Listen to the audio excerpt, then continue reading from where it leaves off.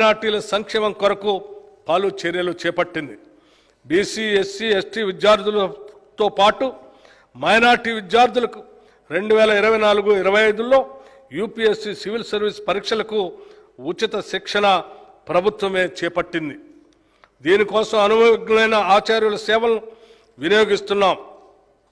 శిక్షణ అత్యంత ఆధునిక విధానంలో ఇవ్వడంతో పాటు లోకల్ విద్యార్థులకు నెలకి 2,500 రూపాయలు, నాన్ లోకల్ అభ్యర్థులకి 5,000 రూపాయలు స్టైఫండ్ కూడా ఇస్తున్నాం.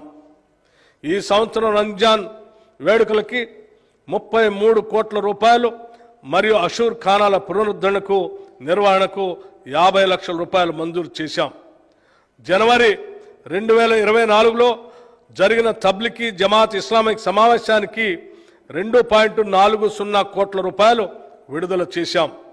ముస్లిం సోదర సోదరీమణుల హజ్ యాత్రకు 4.43 కోట్ల రూపాయలు ఈ నెలలోనే మంజూరు చేశాం. మైనార్టీ సంక్షేమ శాఖకు ఈ బడ్జెట్లో ఎప్పుడూ లేని విధంగా 3,003 కోట్ల రూపాయలు ప్రతిపాదిస్తున్నాం.